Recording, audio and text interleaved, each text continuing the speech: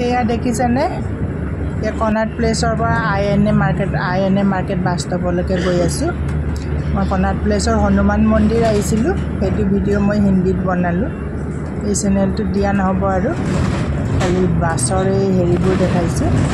ইমান ধুনীয়া গ্ৰীণ দিল্লী দেখিছেনে ঠাণ্ডা পৰিৱেশ এনেই ৰ'দততো ওলাব নোৱাৰি খোজকাঢ়িলেহে গৰম লাগে আচলতে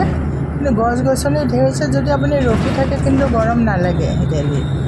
খোজকাঢ়ি থাকিলেহে গৰম লাগে য'তে হ'ল আৰু অল ইণ্ডিয়াতে